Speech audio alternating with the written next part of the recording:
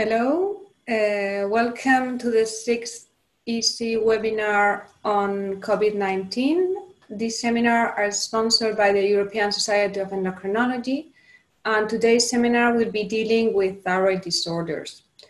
I am Mónica Marazuela. I'm the current secretary of the European Society of Endocrinology, and I'm really delighted to be here and to chair this webinar. I'm a clinical endocrinologist from Madrid with special focus in pituitary and thyroid disorders. And as you may know, Madrid has been an important focus of COVID-19, and this has helped us to gain experience in the treatment of these complex patients. Thyroid disorders are frequent in the general population, and some of these patients will have to deal with COVID-19. And that's why we have this incredible group of specialists in the matter of thyroid disorders and COVID-19 that will bring very interesting ideas in the subject. I would like first to introduce Laura Fugasola. She will be our first speaker.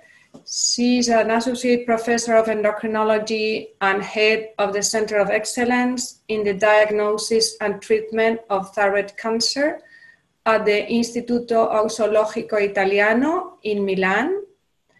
And she's a world-known specialist in thyroid disorders, and she's particularly involved in clinical and translational studies on thyroid cancer and on thyroid dyshomogenesis. We also have the pleasure to have Dr. Leonidas Duntas, who is professor of internal medicine and endocrinology at the University of Ulm, and he also works at the Evgeny Odion Hospital at the Unit of Endocrinology, Diabetes and Metabolism at the University of Athens in Greece. He's a well-known specialist in thyroid disorders, with a special focus in the impact of our environment on thyroid function, thyroiditis, and cancer. We also have another very well-known speaker, is Dr. Christine Boelard. She's professor of endocrinology at the University of Birmingham and consultant endocrinology at the NHS Trust. Her interests in research include the management of thyroid dysfunction, nodules, and endocrine disorders in pregnancy. And also her research focused in the pathogenesis of thyroid cancer. She has recently written a review on the management of hypo and hyperthyroidism in COVID-19. So please remember to write your questions at the question and answer section, and we will try to answer them at the end of the talk. So, Dr. Laura Fugasola, you can start. After Laura, Dr. Duntas and Dr. Boelard will be commenting clinical cases. So, and when they all finish, we will do the questions section. Thank you so much. Okay, colleagues, friends, good afternoon. As you know, in early 2020, we have had a novel coronavirus disease named COVID-19, caused by a SARS-CoV-2 virus. Today, we will talk about how could this virus affect the hypothalamus hypophysis thyroid axis. Oh, sorry. In the first part of the talk and in the second part, we will see how to manage patients with a pre-existing thyroid disease during this pandemic. The pathogenesis of COVID-19 entails the entry of SARS-CoV-2 via the respiratory system and lodgement in the lung parenchyma. Thereafter, the virus uses angiotensin-converting enzyme 2, ACE2, as a receptor for entry into host pneumocytes. But apart from pneumocytes, the virus is also able to interact with the ACE2 receptors expressed in other tissues, and endocrine organs do express these receptors, and namely pancreas, thyroid, testes, adrenals, ovary, and pituitary. Here you can see a gene expression analysis for ACE2 receptor in organs and tissues. And as you can see, all endocrine organs are represented with the highest expressions in the thyroid and in the testes. Scanty data are available about COVID-19 and the thyroid, but we have some data from all the studies during the SARS outbreak. Some authors reported that during the SARS outbreak low levels of T3 and T4 in patients with SARS as compared to controls, either during the acute phase or after remission. And this could simply imply an underlying sick euthyroid syndrome. But some authors showed histological changes in the thyroids of patients affected with SARS. As you can see in this picture, the arrow indicates markedly congested capillaries in the connective tissues between follicles, and in the right side of the slide, you can see also loss of follicles with increased fibrous tissue. And if we look at apoptosis, here you can see an healthy subject, the thyroid of an healthy subject with very few apoptotic cells, whereas in the thyroid from a SARS patient, you can see a lot of apoptotic cells in the thyroid follicles. Thus, one of the possible explanations of low thyroid hormones during SARS is the destruction of thyroid follicular cells. On the other hand, in SARS patients, a high percentage of central hypocortisolism was documented, and in 5% of cases also a central hypothyroidism, possibly indicating of the occurrence of a pituitary or hypothalamic damage. But what about the possible action of SARS-CoV-2 on the thyroid? Well, we know that 80% of autoimmune hyper and hypothyroidism is determined by genetic factors, with environmental factors accounting for 20%. And viral infections, including those viruses here reported, have been proposed as potential environmental triggers. Nevertheless, it is important to say that there is no evidence that patients with existing autoimmune thyroid diseases are more susceptible to contracting viral illnesses, including SARS-CoV-2, and they are not at risk of developing a more severe COVID-19 disease. In this context, we have at least one evidence of a causative role of SARS-CoV-2 in a thyroid disease. Indeed, it has been recently reported a case of subacute thyroiditis, very likely due to a COVID infection of the follicular cells, mainly considering the timing of occurrence of thyroiditis. Here you can see the classical symptoms of COVID-19 infection in the patient with a swab positive and at remission with a swab negative. Here we see that after 10-15 days from the infection, the patient developed typical symptoms of subacute thyroiditis with neck pain, thyrotoxicosis, positive thyroglobulin autoantibodies with negative TSH receptor autoantibodies and elevated CRP. And as you can see in this picture, the typical pattern of subacute thyroiditis, and which was effectively treated by prednisone treatment. As for SARS, also severe COVID-19 is expected to generate a low T3 syndrome or a non-thyroidal illness, especially when we have a very severe infection with a lower respiratory tract involvement. Moreover, since SARS-CoV-2 infection has been reported to affect the nervous system with involvement of cranial nerves for olfaction and taste, there is also the risk of hypothalamitis or immune-mediated hypophysitis, potentially leading to a central hypothyroidism. And now I want to show you some exemplificative cases of the TSH trend in some of our patients with COVID-19. As you can see, we observed an opposite trend of TSH levels here in red with respect to RCP in blue and procalcitonin inflammatory indices.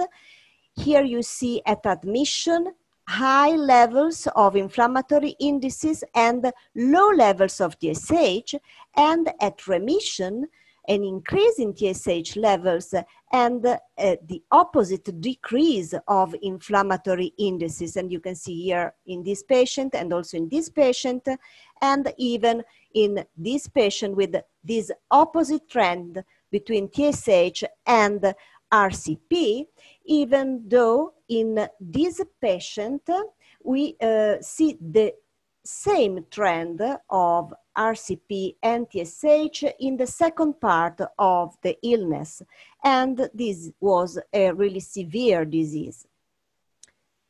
So to date, we cannot conclude for a non-thyroidal illness or for a central hypothyroidism or for a primary hypothyroidism, because in several cases, free thyroid hormones are still not available.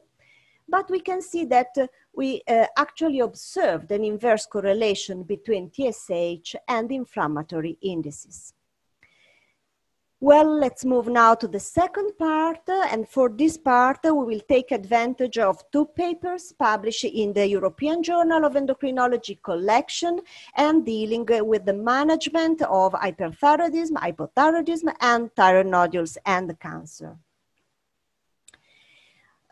We have to say that there is no evidence that patients with poorly controlled thyroid diseases are more likely to contract viral infection, but it is likely that patients with uncontrolled thyroid dysfunction, especially those with thyroid toxicosis, may be at higher risk of complications. And what about the diagnosis and treatment of hyperthyroidism? Well, clinical symptoms should be assessed by teleconsultation.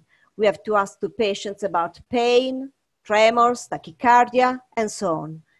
Biochemical assessment should be done whenever possible, and if possible, the measurement of TSH receptor autoantibodies is important because it's important for the differential diagnosis. We have to try to avoid thyroid scintigraphy, and surgery. And this is because we are able, in the majority of cases, to treat this patient by antithyroid drugs. I believe that it is extremely important to monitor eye disease by video conference calls and to treat orbitopathy, if active, by oral corticosteroids and not by intravenous, just to avoid the hospital access. Hypothyroidism. The management of hypothyroidism is easier. Patients should maintain the same dosage, so a TSH determination is important if feasible. Screening for congenital hypothyroidism must be maintained, and a particular care should be paid to pregnant women by increasing thyroxine during pregnancy and by measuring TSH monthly, at least during the first trimester. What about thyroid nodules? Here the problem is to exclude the thyroid cancer. Though we know that a delay in diagnosis will not affect the prognosis in the majority of cases, thus FNA should be postponed unless symptoms of compression, vocal cord palsy, or neck lymphadenopathy are present. Another exception is the familiarity for medullary thyroid cancer. But at the very end, we can say that in the majority of cases, the most diagnostic procedures can be safely postponed. Patients with thyroid cancer who have been already treated by surgery and radioiodine are not considered at higher risk of viral infection during SARS-CoV-2. But we have one exception, and this is patients with severe lung metastatic disease, because these patients are possibly harboring also a lung fibrosis due to radioiodine treatment. Patients with advanced thyroid cancer must have the drug available, since the interruption associates with the rapid progression of the disease, and they must be followed strictly, at least by teleconference, to manage side effects of these drugs. As reported in this Italian paper, several oncologists reorganized their activities, mainly thanks to individual initiatives, in order not to leave these patients alone. In this situation, several extra precautions are needed to protect patients and physicians too. What about surgery during COVID-19? This matched study shows that surgical mortality and complications are higher in patients with COVID-19, and for this reason, surgery should be postponed after remission. Patients with indeterminate nodules and cytology should be just followed up, even in the presence of genetic alteration in the FNA sample, and patients with large goiters should be also observed unless there is a rapid progression or major compression symptoms. Anaplastic thyroid cancer patients should be submitted to surgery if the tumor can be resected. And for medullary thyroid cancer, it is important to evaluate this, how the levels of calcitonin, because they correlate with the amount, with the burden of the disease, and we can decide to wait, for example, for not elevated CT levels, for example, under 400 or similar. A detailed evaluation is needed for patients with locally advanced cancer in order to detect the possible involvement of vital organs. And finally, low and intermediate risk carcinomas can wait for a variable period up to 6 months or even more.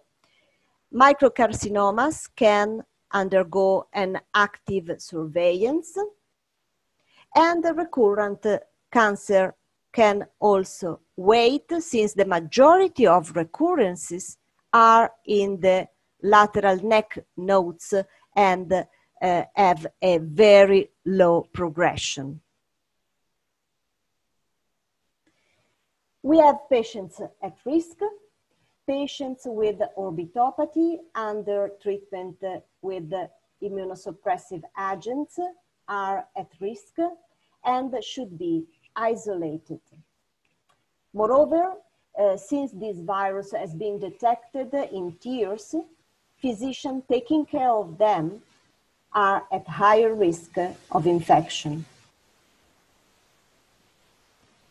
As we said, thyroid cancer patients have not a higher risk of infection, but oncological patients in general have a higher risk to undergo mechanical ventilation.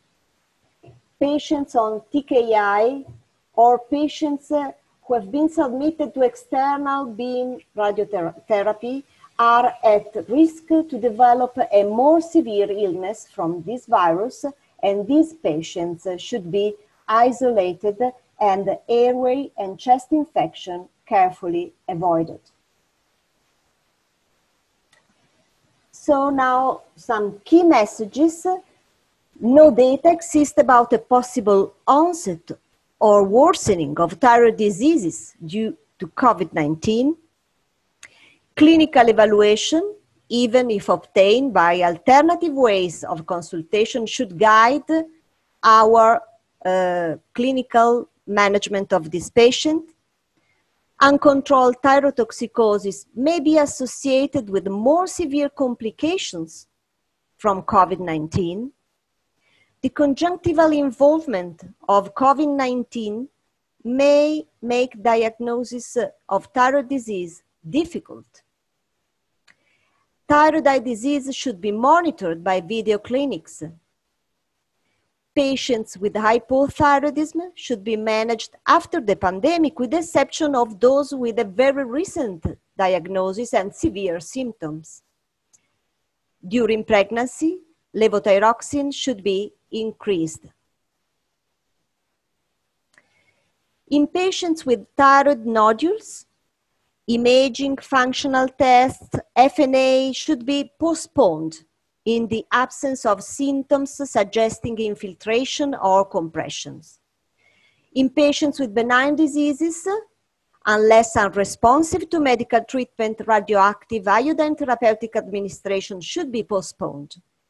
All non-urgent surgeries, even those for cytological confirmed cancer, should be postponed, as well as radioiodine remnant ablation should be done also only in patients with high-risk cancers.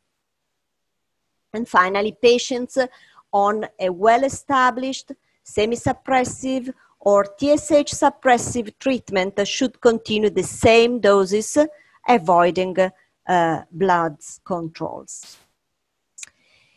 I personally believe that virtual telephone or video clinics for thyroid patients should be implemented to reduce or avoid hospital access, and also because they are beneficial to patients, giving them the feeling to be followed up even during this pandemic.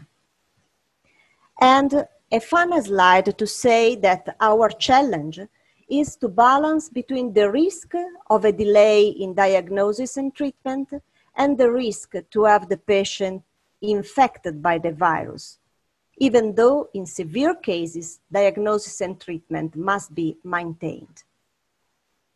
And with this picture, I thank you for your attention. Dr. Duntas will be the next speaker, talking about novel coronavirus and thyroid nodules. Hello to everybody. First, I would like to thank the European Society of Endocrinology and particularly the Secretary, Monica Marazuela, for organizing this webinar and for the invitation to participate. I'm very pleased to be on this distinguished thyroid panel. Now, as Laura stated, and I fully agree, the majority of thyroid cancers are very slow-growing tumors, and the chance of thyroid cancer worsening if surgery is delayed by some months is very low. The same is valid also for delays in radioiodine treatment, as short delays expected from waiting until the COVID-19 pandemic is over are unlikely to affect the effectiveness of treatment. Thyroid cancer patients who are not receiving tyrosine kinase inhibitors or chemotherapy that will deplete the immune system are not immune compromised. After saying this, the next slide shows a case of a 56-year-old patient who presented in the outpatient clinic a couple of days after the start of the lockdown in Athens because of a recently observed lump on the neck. The patient, 176 centimeter high for a 98 kilograms weight, was hypertensive, he was pre-diabetic, and also a heavy smoker, 30 to 40 cigarettes a day. The clinical examination revealed a solid thyroid nodule, firm, hard consistent on the upper wall of the right thyroid lobe. No goiter was observed. Following this, the ultrasound examination showed a 21 for 13.4 millimeters hypoechoic solid nodule with few dispersed microcalcifications, not well-defined borders, and mainly central vascularization and a high index of hardness in the elastography. Thyroids, or the system of classification of nodule by ultrasonography, was 5. We discussed with the patient that he could not perform FNA, and that we could make this FNA a couple of weeks later. So it happened, and the FNA showed a typical pattern of papillary thyroid carcinoma, such as thickening nucleus and thyrocyte aggregation. The next slide. So we discussed with the patient, and we advised him to go home, respect social distancing, and stay safe for the time being, since regular surgery programs are at present mainly suspended on account of the pandemic. And this is to defend also our colleagues who were on the first line, and also for his protection, because due to his clinical history and underlying diseases, the risk to the patient of contracting SARS-2 and being ventilated is greater than any risk he may have due to his tumor. So the patient left, he is at home, and he will be operated by the end of the month. So, thank you very much, Dr. Dundas. It was a really very nice presentation. And right now, Dr. Christian Boller will talk about COVID-19 and hyperthyroidism. When you want, Christian. Thank you. Hello, everyone. I also would like to thank the European Society for Endocrinology for inviting me to be on this distinguished panel and take part in this webinar. Next slide, please. So I'm just going to present a clinical case, and we can then take and answer questions subsequently. So this was a 34-year-old female patient who had a history of MS of 10 years, relapsing and remitting MS, and she had finished a second dose of alemtuzumab in May 2019. Next, please. She was diagnosed with Graves' disease in October 2019 and had been started on methimazole, a dose starting initially at 20 milligrams daily, increasing up to 80 milligrams daily. She also had primary infertility for 12 years and quite surprisingly, spontaneously became pregnant. She was referred to us when she was 14 weeks pregnant, and at that point, her medication had been changed from methimazole to propylthiouracil, and she was taking 400 milligrams twice a day. So I took a call from a colleague over the phone who said, I have this patient with me. She has worsening eye symptoms and signs. Please can you tell us what to do further? I'll show you her thyroid function test in a minute, but essentially she wasn't responding to the treatment. She was referred to us on the 15th of March, and the UK went into full lockdown on the 23rd of March. I saw her just before lockdown when we were still allowed to see patients in person. She had a pulse of 110. She was tremulous with wet, sweaty palms. She was a typical patient with Graves' disease, had a moderately enlarged diffuse goiter.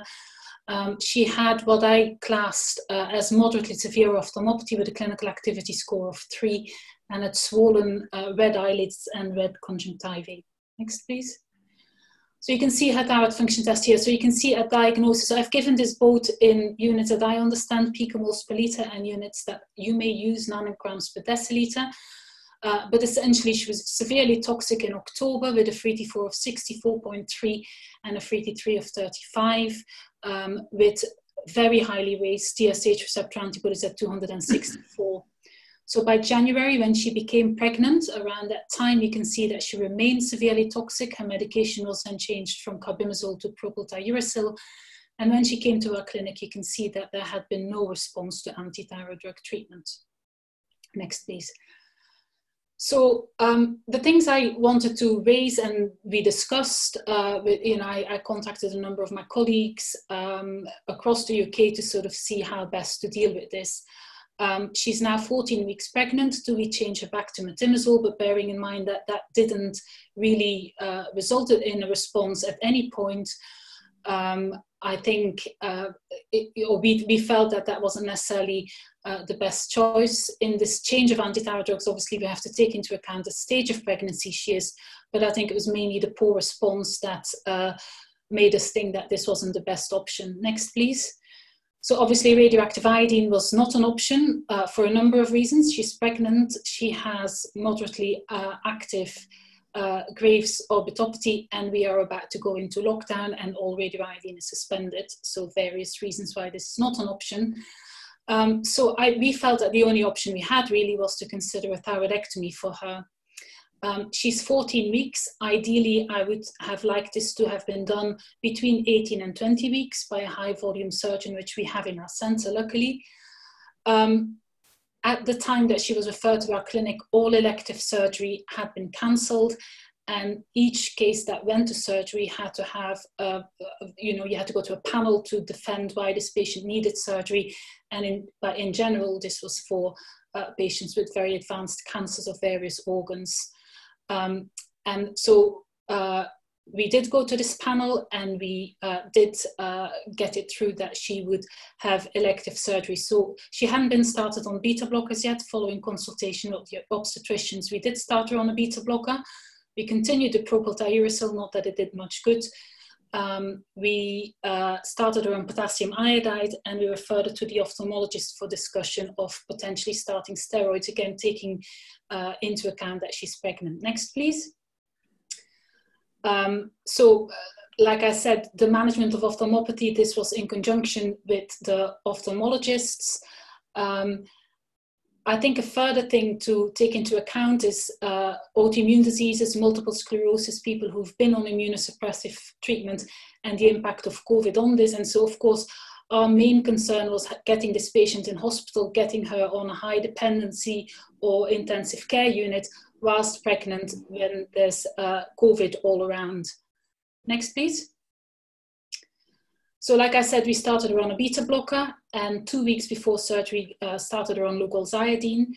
She had a total thyroidectomy at 17 weeks, and the ophthalmologist advised us against steroids for the time being. Next, please. She had a successful thyroidectomy, had transient hypocalcemia, but that has resolved, and her PTH and calcium are now normal. Last time we saw her in clinic, she was 28 weeks. Everything was progressing well. You can see her TSH receptor antibodies have responded very well. And her ophthalmopathy has actually improved significantly without any intervention at this point. Her baby is growing well, and on a detailed scan, there is no evidence of a fetal goiter. We are obviously following her and the baby up very closely. So that's my case. Thank you. So Thank you very much to all the speakers. The talks and the clinical reports were really great. We are going to start with the questions. The first question is whether hypo or hyperthyroidism should be managed as suggested in adults, in children, or during the pandemic, or we should do something different. Would like to answer? Yes, thank you for this question. Yes, we have a problem with children because children are more difficult to manage even in normal conditions. And children need more frequently an adjustment of thyroxine doses, at least until adolescence. And I think that in hyperthyroid conditions, the strategy to use block and replace treatment could possibly lead to a better control of thyroid function, especially in children. Nevertheless, I believe that for children it is crucial to have a biochemical assessment available of TSH and thyroid hormones. Thank you very much, Laura. The second question is which patients with thyroid diseases will require face-to-face appointments and which patients can be seen in remote telephone clinics? Who would like to answer this one? I'm going to answer that. Okay, good, Christine. We've actually been doing telephone clinics. We started telephone clinics and a remote follow-up service in our Center for Hyperthyroidism well before the pandemic hit. And we have actually been able to manage patients in remote clinics throughout the pandemic. And as Laura's already said, this really strengthens the relationship. Patients are really very grateful when we call them to discuss their management. So I think the majority of patients can actually be managed in telephone clinics. A video consultation may be advisable, especially if patients report significant eye symptoms. I think those patients who have significant compression or rapidly growing neck masses, they are still the ones that we do need to see face-to-face, because there is nothing that replaces clinical examination and clinical evaluation. And I think however good platforms are for telephone or video, it's not the same. That's my opinion. I don't know if anyone else has any other further thoughts on that. Do Laura or Leonidas want to add something to this, or do you agree with Kristen that it's just the patients with compression are really necessary to see them, or what's your opinion? I think that the opinion is to keep contact with the patient and also implement the telemedicine and have a regular contact. And if the symptomatic is deteriorating, then we can proceed to other measurements. Thank you. Another question. I think it's more. This is about the nodules. There are some ethical issues raised by delaying surgery for several months. How serious might be the burden of disease? No. How serious do you think should be the nodule for delaying surgery? Because your clinical case, you delayed surgery. Which would be the case that you want delay surgery because ethical issues? Mm-hmm. Yes. May I reply? Yeah. Yes. Well, by delaying surgery, many patients, and particularly adolescents, may be psychologically affected. And the psychological burden can indeed be heavy and may even lead to unforeseeable situations in certain labile individuals. Therefore, I think that we must take the time to carefully explain to the patients and to their relatives the risks inherent in such a delay and encourage them to lead a life as normal as possible. What is needed is to keep constant contact with the patient and his relatives, and to adopt an individualized treatment depending on each individual. Okay, thank you. We have some other question. Which treatment with thyroxine, what's the TSH target? What will be the target for thyroxine therapy in these patients? More or less aggressive, I think that's more or less what they are asking. What do you think? Any of you, can you answer? In patients with thyroid cancer, are you meaning? No, hypothyroidism. Ah, yes, the target TSH. Well, they don't specify thyroxine, TSH target. Maybe we should look something more specific, because here is a little like too much. Another question, I think, is for Laura. You showed some thyroid histological changes in COVID patients. Are these data on cytological changes in FNA, or could it be indicated in COVID positive patients if there's a suspicion of subacute thyroiditis? I think they're asking if you should biopsy thyroiditis in these patients, more or less. No, well, the data that I showed you were in SARS, during SARS outbreak, and the thyroid was from patients with SARS, not with COVID. We have no data about the histological changes of the thyroid follicles during COVID-19. To date, no data. And no, there is no indication to perform a fine needle aspiration for subacute thyroiditis, which is easy to diagnose upon pain, increase in RCP, thyrotoxicosis, and so on. Thank you, Laura. There are kind of many questions. Another question is, how do we differentiate between COVID-19 and antithyroid drug-induced agranulocytosis in a patient presenting with fever, sore throat, and cough? I can answer that, or I can provide an opinion on that if you want. Yeah, thank you, yes.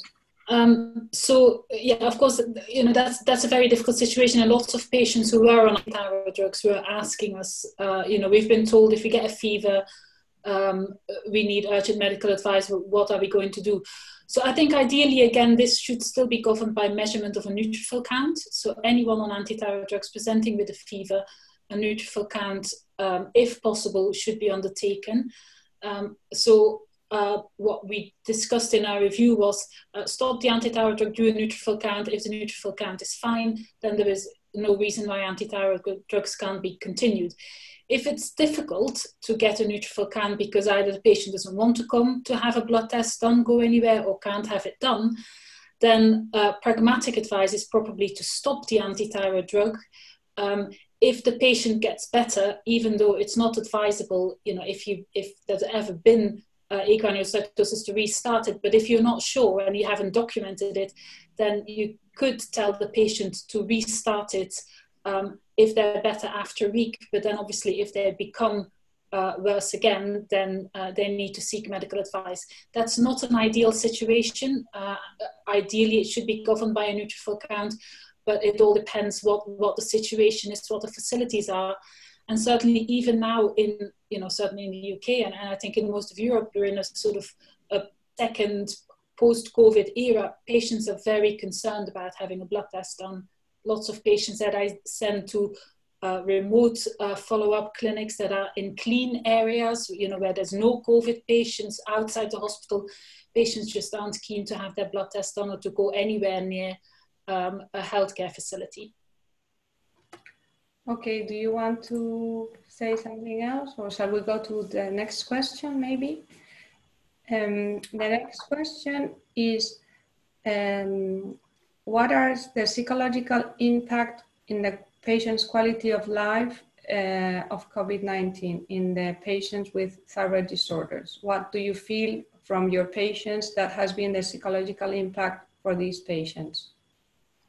This is the burden of disease and also the fear of COVID-19, which is is potentiating by lockdown. And we have seen a couple of patients here who feel very bad knowing that they have a nodule and obliged to stay at home and not going out, not coming in contact with their friends and relatives. So I think that depending also on the individual, how strong the personality is, this may have a serious impact on day life of the patient. Okay, there's a question here.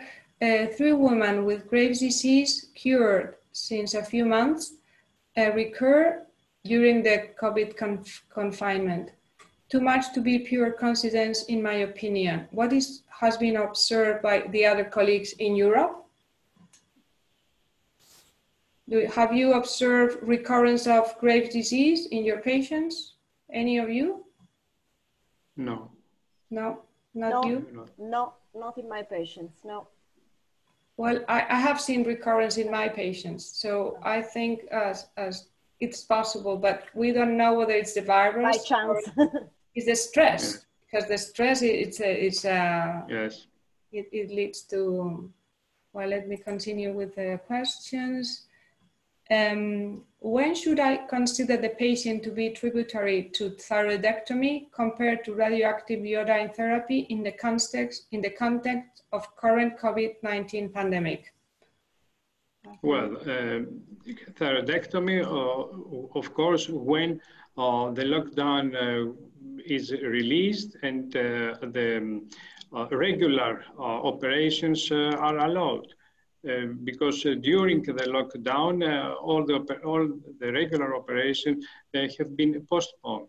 So after the release of lockdown, when operation is possible, then, and if there is, of course, need to be operated, then we can program the operation of the patient. Regarding the radioiodine treatment, it can be more delayed. We know that we can wait up to 6 months following thyroidectomy for radioiodine treatment. So there is a time there. There will not be any, I think, serious impact on the patient's health. If the patient has been operated, let's say 3 months before the lockdown, he should be regularly radioiodine treated. During this period, we still can wait till the lockdown is released. I think that I have replied sufficiently to the question. I think we are more or less all in the same opinion on Dr. Duntas, no? Maybe I can add, because I don't know if the question related to treatment of benign disease thyrotoxicosis with radioiodine or surgery. They don't say so that, but so you can follow your instinct, whatever. Good. So I think most areas that are going in a sort of post-lockdown, so we've certainly restarted radioiodine for thyroid cancer in the UK now. Elective surgery and radioiodine administration is much more complicated. Patients have to self-isolate for 2 weeks. They need to be tested before they come into hospital. We have a number of sites here that are clean patients only. So for elective surgery. And so there's a lot of discussion ongoing what we do about radioactive iodine and whether the same restrictions apply. So patients have to self-isolate in a sense anyway after radioactive iodine, but it's the 2 weeks before do they need to self-isolate. Obviously they need to be swabbed, how to give the radioactivity. So it's there's a number of practical considerations there, and certainly in the UK a number of centres have actually continued to some extent to give radioiodine. Most centres stopped it altogether. Slowly we're getting it back on track, but I've certainly been tasked with writing some guidance on how we do this practically, because it's not as straightforward as it was before. Good. I think we are nearly done with the questions. Monica, if I may add yeah, of course. Something? Yes. I think that for the vast majority of thyroid cancers, even intermediate and high risk, we can postpone radioiodine treatment because it has been demonstrated that the time between thyroidectomy and radioiodine is not important for the final prognosis of this patient. So we can postpone most cases of thyroid cancer for radioiodine treatment, even when needed. So maybe you can comment a little bit about tyrosine kinase patients who are in treatment with these drugs. Do you have experience with COVID-19? Have you had any problems with them? Yes, we have had problems because we needed to see some of these patients and it was not possible. So a lot of video conferences, but it was really difficult, and we had to organize some visit in personam to see and to visit them, because especially in the first months of treatment with TKIs, patients had a lot of adverse events, and you need to visit them for sure. But the treatment was never interrupted. And you didn't have the drug was always available, fortunately, from the companies. And any of them were COVID-19 positive? No, you did not have any case of this because they are immunocompromised, no? No, fortunately no, because they were all isolated. Okay. And very well protected. So I think we have just done these lots of questions, and well, I will just... Monica, if I may have half a minute, just to make a comment. You have a couple of minutes, you can go on, whatever. Good. So we are discussing, all of us, what and how COVID-19 pandemic is affecting both individual and societies worldwide. However, we must concentrate on what we can do to reverse this situation. And here, the endocrine community can undoubtedly contribute a lot to the global efforts. Therefore, and this is a call to everybody, please support the European Society of Endocrinology and the European Thyroid Association, because together we can achieve a lot. Thank you. Well, thank you very much for your words. It has been a pleasure to share with you this so interesting webinar. I think the speakers couldn't be better chosen. We've been very lucky. And well, I would like just to say thank you and goodbye. And from the European Society of Endocrinology, bye. Thank you to the moderator too. Thank you. Bye. Bye. Bye.